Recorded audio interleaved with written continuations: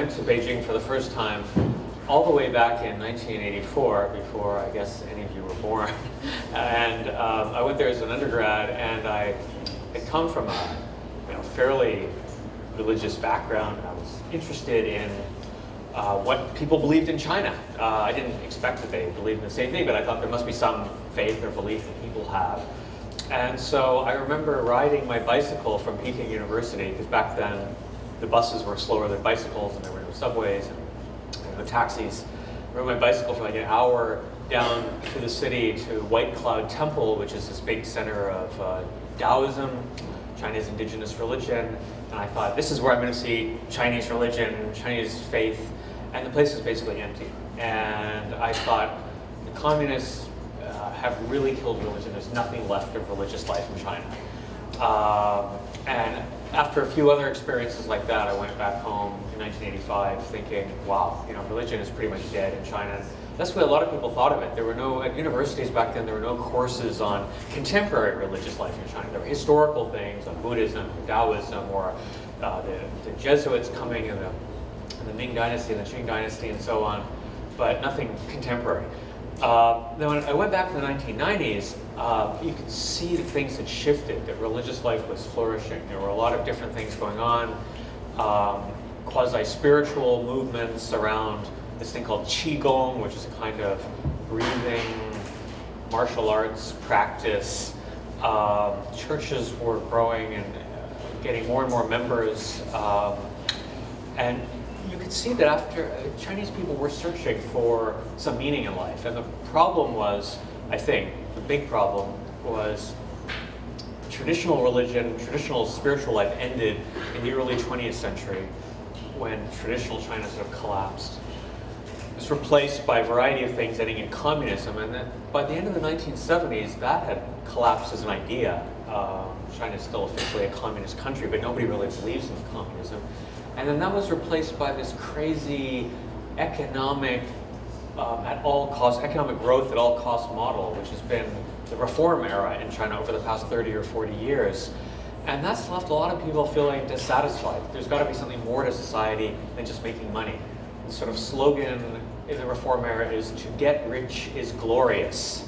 And maybe it is glorious to get rich. It's certainly can be a lot of fun to get rich, but it isn't sort of enough as a guiding principle in most people's lives. So this has caused this big spiritual search. And then I began to as I saw this, I realized, boy, this is not just some personal interest or some sort of sideline thing or an esoteric or an obscure topic.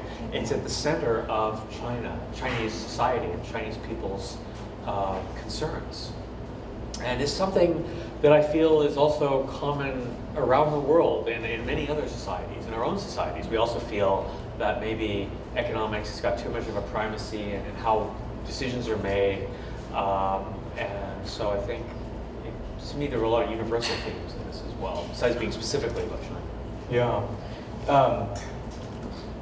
My only visit to China a couple of years ago, where I got to see you there, I heard your thesis, and a few days later I was in a classroom, and there was a German philosophy professor, and I started discussing this thesis you've just laid out with him, and so he's an interloper to China, married a Chinese woman, but he says, oh, well, religion, it looks like it's growing here, but it's just a fad, just like people wearing, punk haircut or toting a luxury good bag. People think this is a way to be cool, be Western or something.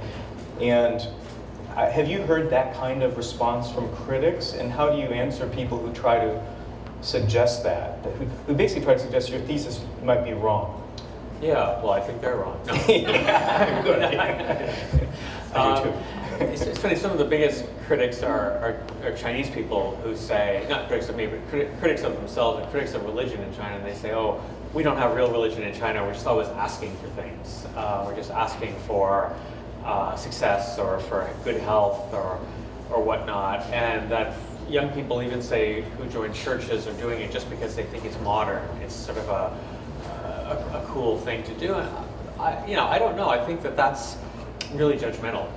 Because to me, if people are going to church or a temple or a mosque or whatever it is, and they say they believe in it, then I don't know what's who am I to judge what's really in people's hearts? I think there's just too much activity going on.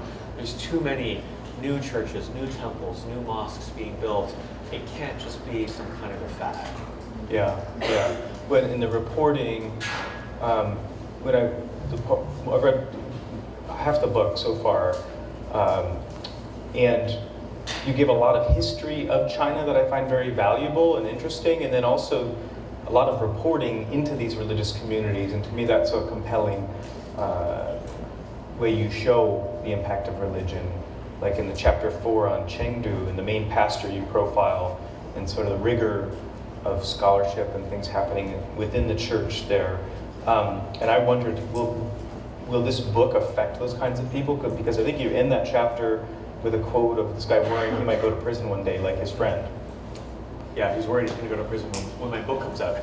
Yeah. So since it has come out, is there more worries on that? Waiting for it to be picked up. Yeah. No, I don't know. I think the book's in English. It will never be published in China. And he's already a fairly well-known figure. He's one of the most interesting, best pure preachers in terms of giving a sermon I've ever heard. He's fantastic, really clear-minded person. He was a human rights lawyer before converting to Christianity just in 2005. So I mean, not that long ago. And when I was doing a lot of this research around 2012, 2013, he'd only been Christian for say 7 years, but he was one of the most compelling and interesting figures. He's probably the best known pastor in China nowadays. Most of the people I write about are, the book is, even though we're talking in generalities right now and sort of big picture view, the book is made up mainly of specific stories, 5 specific stories. And one of them is this pastor in Chengdu. And so he was one of the most interesting people I met in the course of doing this. Yeah. Following up on the anecdotes that you recounted throughout your book of these 5 different families, I was struck by the fact that China has had a pantheistic religious culture in which people believed in many different gods, and that a monotheistic tradition has been adopted and imported into China. And I was curious as to how you see this type of juxtaposition working out in Chinese religion when it comes to looking at the beliefs as well as the practices of Christians in China. Yeah, the government often calls Christianity and Islam foreign religions. However, Islam came to China in the 8th century, so it's been around for a long time. And Christianity first came to China in about around the same time. They were Nestorians who went to China. It died out, but it came with a permanent presence over 500 years ago, roughly. So, although you could say people often say it's a foreign religion, it's a bit of feedback. But it's been around in China probably longer than it's been, almost longer than it's been in the United States or in North America or something like that. So it's been in China for quite a long time. And I think there are very long and old Christian communities in China. But the government, I think, still sees it as foreign. And I think the problem for the two groups to interact is that there is almost no interfaith dialogue in China. There's almost no interaction among religions. Religion in the public sphere is sort of taboo. You don't see religion being discussed very much in newspapers or on television or anything like that. So there's a lot of ignorance about each other's faiths. Somebody who interviewed me for a Chinese newspaper in Hong Kong, she's a Christian also, and she said, reading the book, for the first time she saw her concerns and interests reflected in other religions, because the chapters, they go back and forth, so you can see the concerns of one faith and then another faith and so on and so forth. And she said it's the first time she thought about what Buddhists might think or what Taoists might think or what people with folk religions might think, because she just never encountered them before. So it's a pity, really. Yeah, and you note with the history, the religious freedom, let's say, as a concept, seems to ebb and flow in China. And you noted in your piece recently in the New York Times that, well, Mr. Xi has some notion of religious freedom. He's been sort of tough on the Christian churches. Over 1,500 crosses have been pulled off the steeples of churches in that particular province, and other issues. How do you see this playing out, the interfaith dialogue and religious freedom in general, in the next 10, 20 years? Will we see gradual continued growth of religion, or will we see some kind of clampdown or problems? No, I think it'll probably continue to grow because people are still searching for answers in their society. And although there's been rapid growth in China, I think there's still a lot more room. If you think of it as a percentage of the population, there may be 300 or 400 million people who are regular practitioners of different faiths, but out of a population of 1.4 billion, it's still, well, it's maybe 25% or 30% of the population, so it's still, I think there's room to grow. And especially in Protestant Christianity, which is probably the fastest growing religion, it seems to be that there's a lot of room for growth. I was interested in reading about the social networks that you had described in your book, and that is when a person is experiencing a financial crisis, their families do not have enough resources to help them out. So therefore, you said that some of the churches in the rural areas offer some assistance to the people as a surrogate. And the churches in China, you had mentioned, cannot receive any foreign funds because it would be shut down immediately. So in that case, if the parishioners are reliant upon the donations of the churches, would you detail for us the general socioeconomic class of these parishioners within rural churches in China? Well, the people, I would say overwhelmingly in the past, overwhelmingly Christianity was rural, and that's changing as China is urbanizing. People are leaving the countryside, and the churches now are, the growth in Christianity is in these big urban churches, and they tend to be people who are white-collar professionals. So and a lot of them have moved to cities for the first time, or went to the city for education, for college, stayed on, and they find Christianity to be, an answer to their issues. So I think it's not the poverty. It isn't. There isn't so much. I don't think poverty is such a problem. The groups that I pointed out were families of political prisoners, and this is quite a sensitive topic in China. You have a lot of people who are arrested by the government, and this church was supporting the families because the breadwinner was maybe in jail, and kids had to go to college or something like that, and the church stepped in to help out. So it was really quite a courageous act. And again, they would not take foreign money. And if you donated to this fund, you had to write, it couldn't be anything, nothing could be anonymous. In fact, this church had this policy of radical openness. If they didn't want to be known as an underground church or anything like that, they wanted it to be absolutely transparent. If you joined the church, you had to give a copy of your ID card and your cell phone number, and if you came to the church, you had to register on Sunday, and then on Monday, the police might come by and say, who went to church? And they say, here, these are all the people who came to church. We've actually recorded the entire church service. It's in our video library, which you're free to access. So there's nothing secretive going on here. And I think that actually helped a lot. The government became less worried that there was some anti-government cabal going on. So it was the same with the donations for these groups. It just said, okay, so-and-so is given $500, so-and-so is given $1,000. Here's who gave the money, and the accounting, everything was transparent and open. So in a way, it was like way more transparent and open than the government is. So. I propose Dr. Park and I each get one more question, and then we turn it to you guys, which means you need to be thinking of your questions. Do you have another one, Dr. Park? Sure. I'm interested in the journalistic practices that you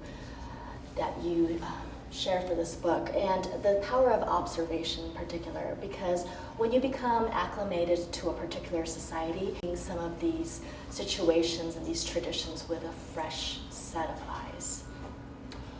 The problem wasn't that so much that it wasn't difficult to see them with a fresh set of eyes. The problem was sometimes just having enough time to understand it all, because there were different religious traditions that I write about, and it just took a lot of time and effort to understand people, and also language, because I don't use a translator, I speak Chinese. However, China is a big country with a lot of different dialects, and even when people are speaking to you in Mandarin, which is a sort of standard dialect, the official language, they may think they're speaking standard Mandarin, but they're speaking with a really heavy accent. And it was almost worse in Beijing. Beijing is a place where I've lived for a long time, and I thought I thought that would be the least problem, speaking to people in Beijing. But these people were all working class people, and I felt like it was speaking, it was like maybe going to London 100 years ago and speaking to somebody who spoke Cockney, because they probably think they're speaking to you in English, and it's like this completely incomprehensible language. So that was my biggest challenge. I recorded almost all my interviews, and I would get them transcribed into Chinese, and then I would read them sometimes and then say, oh, that should have been my follow-up question, because I didn't understand half of what the guy was talking about. But by just going back over and over, going back and talking to people, I also got more of my ear got used to how they spoke. But it was time-consuming. Okay, my last question is, well, first a comment. I really like the word soul or souls that you have in the title here. And when you're working on books or journalism on the intersection of religion and politics, what's interesting to me is you're showing us people in China and the notion of their souls, something very deeply personal. And I think from a big country like the US, our vantage point, the headlines we read on places like Russia or China or Latin America, you tend to just read the politics and forget about the people and what makes them tick, and the deep, rich souls of literature and people in Russia and China. And so I'm curious, with our new administration, not that we have to talk a lot of politics here, but there's been a lot said about China. Will the position of the U.S. toward China affect religion in some way? Does it, and the things that you write about in this book, do you think it will have any effect or not too much effect? Well, I don't think the government, the current administration, or previous administrations, their policies are actually not that different. The main concerns of the administrations going back years has always been sort of the same problems: North Korea, the trade deficit, human rights, and different administrations emphasize different issues more than others. The current administration is really concerned about the trade deficit and North Korea, I guess, are the two big issues. I think that focusing, of course, that's what governments do. Governments should focus on politics and economics. But I think of politics and economics as sort of like outcomes of deeper seated urges and desires and thoughts that people have. So why do people do certain things? The politics and economics are sort of the last step. I think you have to understand, if you want to understand a country, you have to understand it at a deeper level. And it's the same with this country. I mean, no one would think of understanding American politics if they didn't know the history of the Puritans, or say the faith of Martin Luther King Jr., or the role of the Southern Baptists. I mean, you just couldn't understand anything. We wouldn't write about American politics if you didn't know anything about that. I mean, imagine somebody who was writing about American politics, never heard of Martin Luther King Jr., had never heard of the Puritans, or anything like that. Never heard of Billy Graham or whatever. You'd be like, well, that person can't really understand American politics, right? But so by the same token, I think you have to understand these deeper trends in society to write about the issues like politics. Mm-hmm. Great. Well, let's give you all a chance now to ask some questions. So who is first? Yeah, Chase. Chance, I'm sorry. So I was just, so I was wondering, recently the Catholic Church has been making better inroads in China, but part of the deal that they're hashing out is that China has a direct say in like what cardinals are able to appoint, what bishops are able to appoint, what priests are able to appoint. And do you have like a worry that perhaps like Christianity in China will kind of become much more of like a state-regulated religion, even though that like it's lax, it's a little bit more lax, that people aren't thrown in prison for just simply being Christian? Do you think that the Chinese nationalists are perhaps trying to use this to their advantage? Yeah, I think the government wants, they had a big conference last year on religion, and one of the key points was they wanted to indigenize religions in China, especially I think they were thinking of Christianity. And I think the government wants to cut, and it's not just religion, it's probably all issues in China. They don't want foreign influence, but all religions have foreign ties, except maybe Taoism or an indigenous religion like that.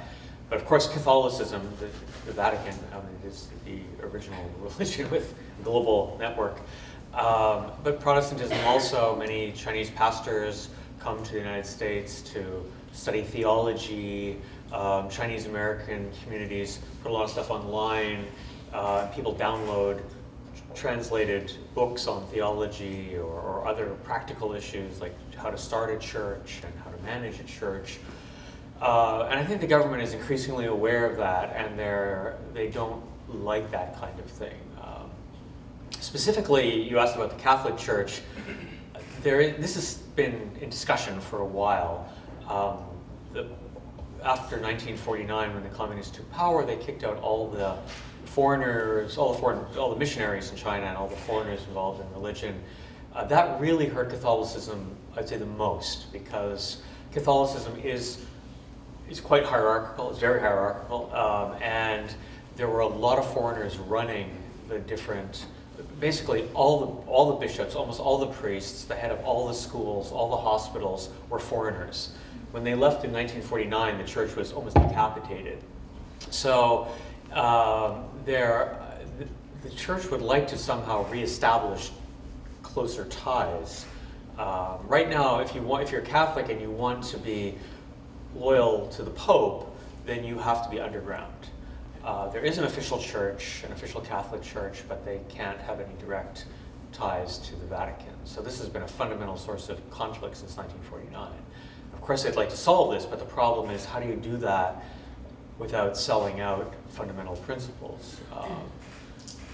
Especially the people who have been loyal for all these decades, you don't want them to feel that this has been all in vain and the church is now going to recognize the bishops and priests who have been appointed by Beijing. I think it's something they still haven't worked out. There was a lot of talk about this last year, and now it feels like it's died down a little bit, because I think there's a lot of opposition in Rome and among there's two important cardinals in Hong Kong. One of them is very skeptical of the deal. So I think it hasn't been worked out yet. Yeah, good question. More questions from the audience. Yeah, Charles. Thank you so much for coming today. So thank you so much for coming to King today and telling us about your book. I look forward to reading it. And I hope you talk more about, so basically my question is, what can your study of China and communism and how that is interplayed with Catholicism specifically, but also just religion in general, what can that tell us about America and our own country as we kind of become a little bit more leftward leaning in the last 100 years or so, and the role of the church is downplayed as the role of government is increasing. What can we stand to learn from what's happening in China about our own church and our own families? Thank you.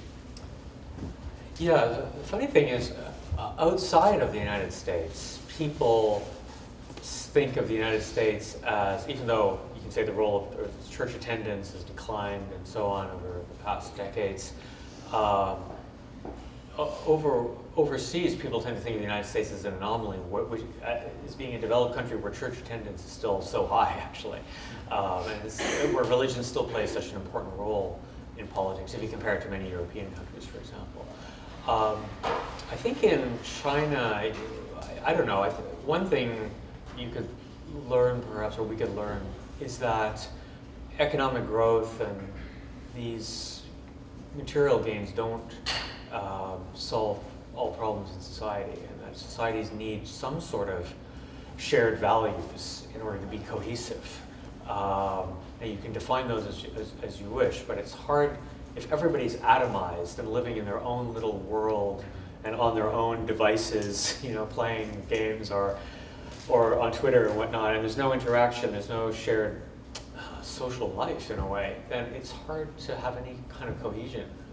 I think that's something, maybe Chinese people in essence are on the cutting edge of this, because over the past centuries, their traditional life was destroyed, communism came in and failed, and then they were left with this rabid, dog-eat-dog kind of capitalistic society, and so with no real values. And so they're almost at the forefront of this discussion because they're confronted with it so strongly.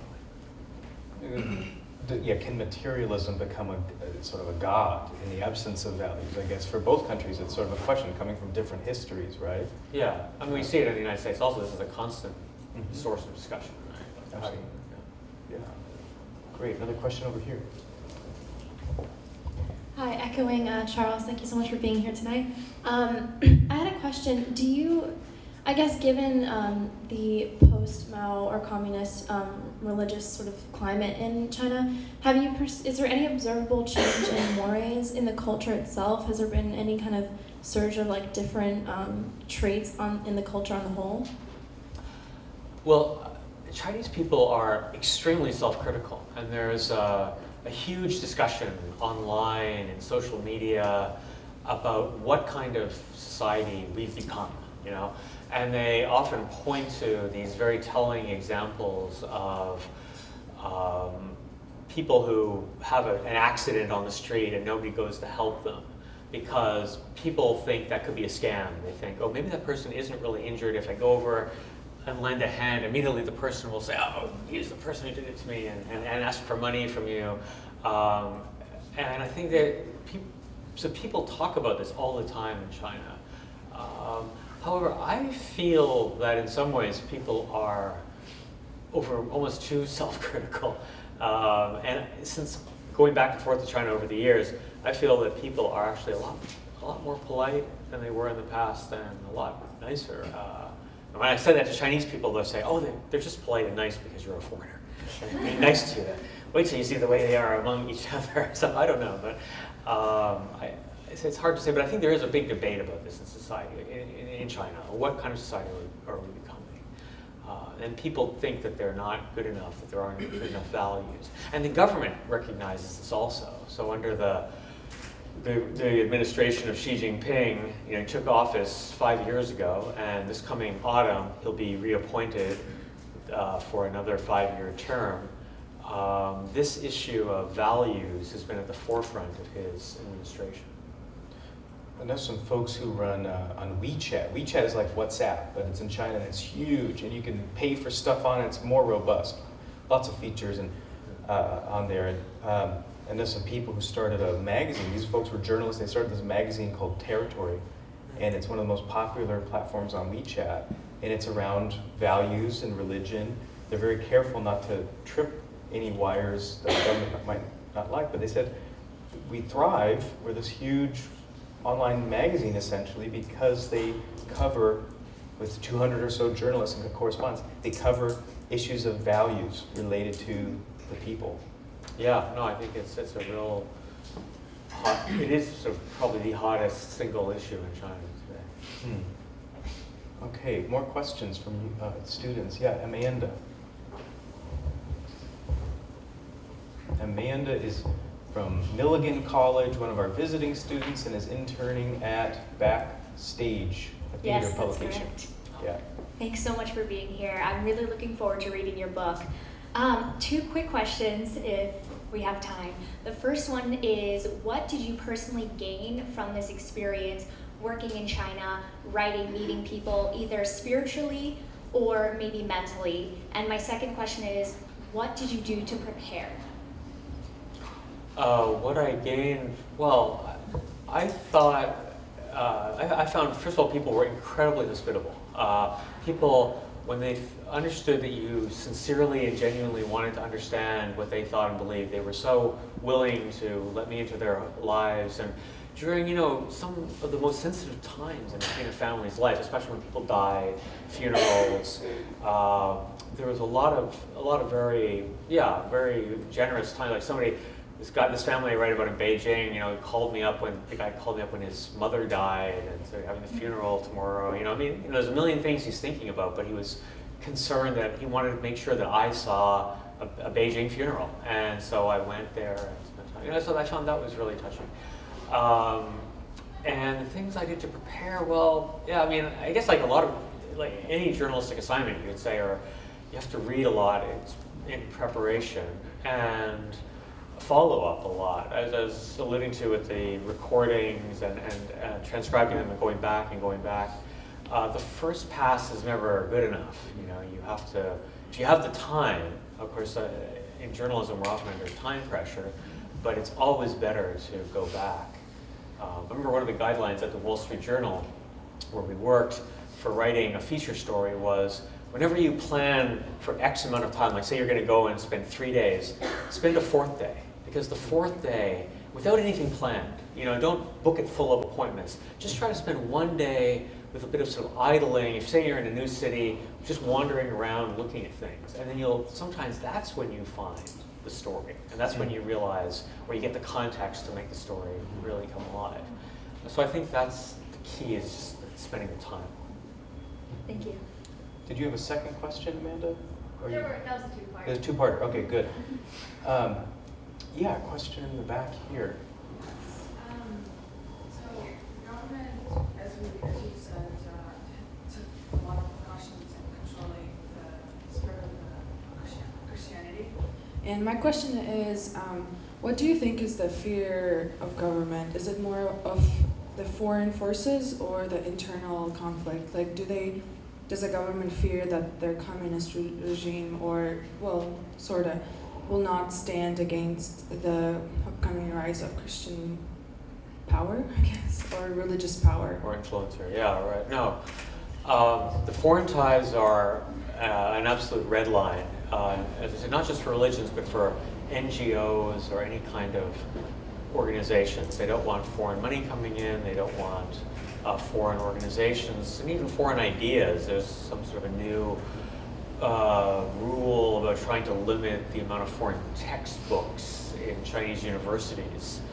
I think one of the problems that they have with Christianity is when communism collapsed in Eastern Europe in 1989, 1990, they studied this very carefully to avoid the problems. And one of the things they saw was the role of the Catholic Church in Poland or the Protestant Church in East Germany, and they saw that these organizations became spheres where people could organize and interact outside of government control, civil society, in other words. And they don't want that to happen with Chinese religion. So they're very worried about that. However, I think it's still happening because so many religious groups are actually independent of government control. The church I write about in Chengdu, it's a big church. It has 300 members. They own a floor of an office building, or half a floor of an office building. They have their own seminary, kindergarten, etc., etc. It's completely self-financing. It has no ties, it's not registered with the government.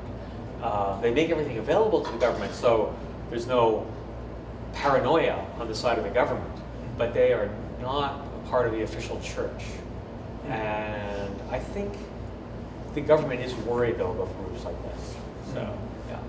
Well, that relates to, I want to hear, and you guys to hear, your earlier reporting on the Falun Gong. Falun Gong has a real conflict going with the government, and tell us about that story, and also this red line we're talking about. Journalists, you as a journalist in China, have you had problems staying in China, covering religion and politics, and especially after writing about the Falun Gong? Right, Falun Gong is an organization that I would call it quasi-religious or spiritual, based on this thing, qigong, which are like breathing exercises, a kind of meditation, you could say. But the founder of it also wrote numerous books with some moral guidelines for clean living and so on. And it found a lot of support in China in the 1990s. They came into conflict with the government. They protested in downtown Beijing and were banned in 1999. And since then, they've been, well, pretty strongly persecuted by the government. People thrown in jail, labor camps, etc. And now they exist primarily overseas as an exile movement. There's a newspaper that they publish that you can find free, Epoch Times, and so they're still vibrant overseas, but not so much in China. I reported on that, and I left China in 2001, and then I tried to go back as a reporter in 2007, but I found out I was on a blacklist because of my reporting on Falun Gong. So I couldn't get back into China, and it took 2 years of effort. I think I was lucky to get back because it was around the time of the Olympics, and that's when China was trying to, put on a good face for the outside world and show that everything was open and cool and groovy and all that. And then, so I got back in, got my journalist visa, and I've been back since then. But it was kind of sensitive. But I think the current book project, it's going to be translated into Chinese but published in Taiwan. It will not be published in the mainland because too much of it is sensitive. It just wouldn't. You have to cut, half the book basically, because the church, for example, that would never fly. So that's 1/5 of the book right there would have to go because it's unregistered, it's an underground church.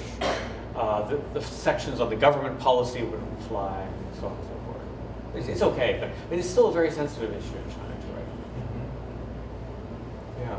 Another question, I know several students in the room have asked me personally about being a foreign correspondent one day, and being that we have one right here to talk about that, I think it'd be really great to hear from Ian how he went from being a student to living abroad, learning languages. Would that be good? Yeah? Okay, great. So if you could tell them a little bit about that process. I went to university. I went to the University of Florida in Gainesville, which is a big state-run school, and I had no intention of studying Chinese. I thought I would go into journalism. They have a good journalism program there, and they had a good student-run newspaper, and I read about it. And when I was in high school, and I thought, okay, I'd like to be a journalist, so I went there, and I just fell into learning Chinese because they had a foreign language requirement. And I thought, as a sort of lark, I'll take Chinese,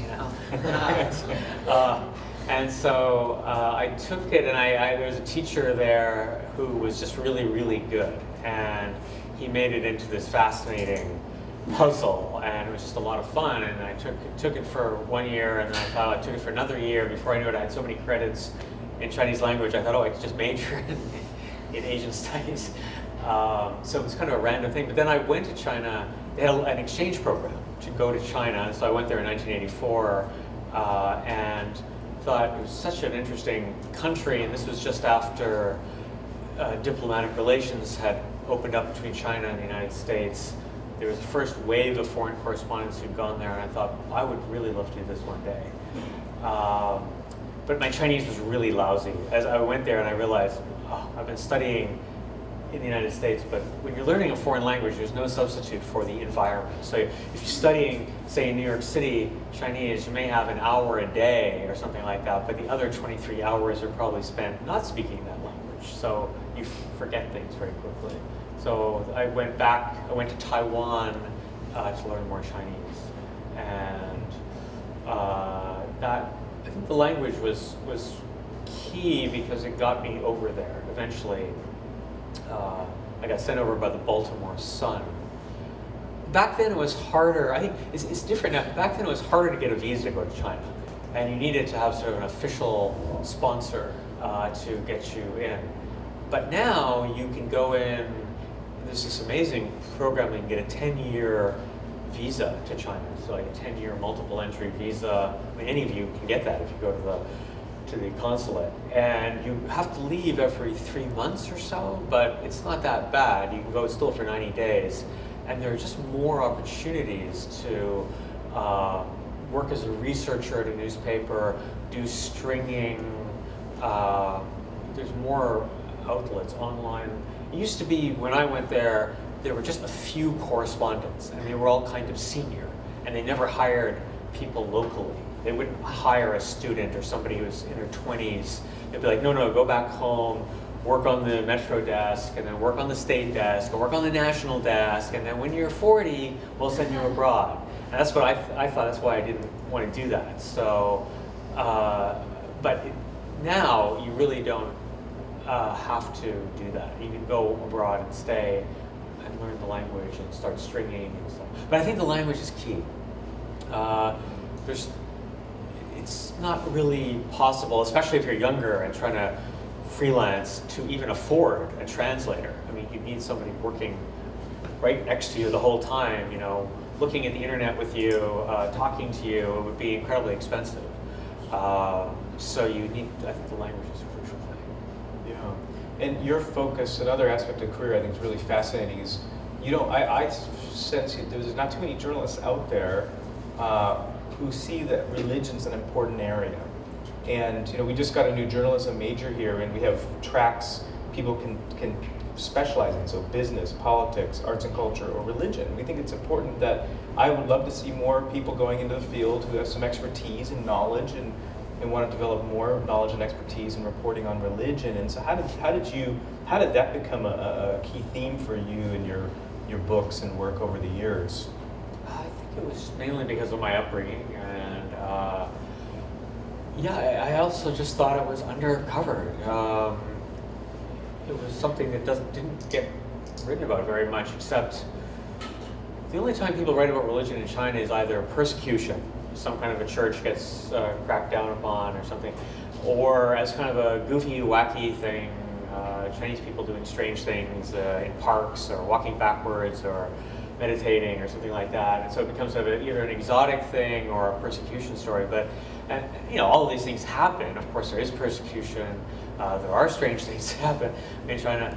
But overall, that's not the story. And it was funny because one of the pastors in this we talked to in this church, he said, when people, he had studied in the United States, and he went back to Chengdu and started his church. And he said, he's in Chengdu. He said, a church gets, say, closed down 2,000 miles away, and people immediately call him up and say, "Are you okay?"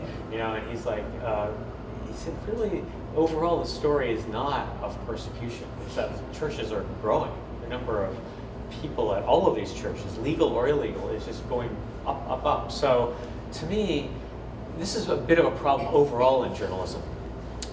When we're at home, say in this country, if we see a problem, journalists want to write about problems in society. And that's right, because I think the readers know the overall context. So if you write about a bridge collapsing, we know that most bridges don't collapse. And so we want to know about the bridges that collapse. But if you go to country X and you're writing back here to this audience and you write about a bridge that collapsed, people may think, boy, bridges must collapse all the time in that country. That country must be really messed up. Their bridges are constantly collapsing. Wow. Actually, it may be just as unusual there as here. But because we don't have the context and we just read, that's the only article we read about. So it's the same with persecution. We read about a church, the crosses being removed from the churches. We think, wow, it must be terrible to be a Christian in China, without realizing that actually, in that specific case, for example, the crosses were removed, the churches stayed open, and none of those churches got closed down. So those 1,500 churches that lost their crosses, it was kind of a superficial thing. Of course, it was bad, it was traumatic for the people in the congregations, but it overall didn't affect the macro trend at all. So I think we have to keep that in mind, especially when we go overseas to write. You want to be more of a ethnographer or anthropologist. You want to be reporting on the big overall theme and not just the worst parts of society there. There's great tips. We got a team, 4 or 5 students going to Indonesia to live in a madrasa, a pesantren, this summer. And so most of them are here staying. So there's great tips for them. And then we'll do some reporting while they're there on Islam and such. I think we have time for 3 to 5 more questions from Dr. Park, from students, before we break to have book signing. So more questions. Yeah. I'm sure when I contacted people in China in 2008 after the earthquake, I saw a lot of fear permeated throughout society because I contacted news organizations, civilians, some non-governmental organization people, and they immediately hung up. And they didn't want to discuss it so much. I finally, after about 4 hours of calling different people, found a government official who was able to recommend me to a source that would talk to me, and he happened to be an Australian guy who was in the country for about 2 or 3 years. I was wondering if that is your experience, in that the Chinese people, whenever there's important events, some news, that they go over to you as almost the spokesperson for the country's happenings. No one has ever appointed me the spokesman for the Chinese people. No, Oops. Sorry. no, I don't think that's. I haven't found that to be the case too much. I mean, I think in sensitive issues, people, yeah, they don't want to talk about things. They are concerned about getting in trouble, maybe, or if they're saying something critical about the government, they may be guarded, especially if they don't know who you are. You know, you're calling in. That's where I think in a lot of these societies, like say you're going to Indonesia, building up trust over time, where people can meet you in person. I mean, often I found even just doing an interview, it's really hard to do telephone interviews. You almost always had to meet people first, see them face to face, and they get to know you a little bit and have a bit of a rapport. I mean, it's true here also. If you want to develop a source or something like that, you can't just always be calling up and asking them for favors. You've got to spend a little bit of time with people.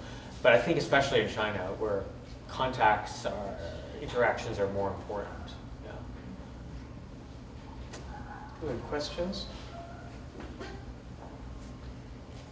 Other questions on journalism, on the book, on China? It's your last chance. Well, one thing I want to thank Ian Johnson for being here. For one thing, he's here for a few days, speaking tonight at the Asia Society. He was at NYU yesterday, and he had offered to be on WNYC's Leonard Lopate show today during this time. And I felt so bad. We'd already promoted. I said, but no. He said, I'm going to keep this commitment. And I felt so bad we might have prevented him from talking about his book to a big audience. But it turns out he's on that show tomorrow, which is great. If you want to tune in, you can. But I, again, just thank him for being here and talking about his book and his work. And now we've got some time for him to sign some books somewhere. Caroline, do you know where that's going to be? We've got the book set In the back. Okay.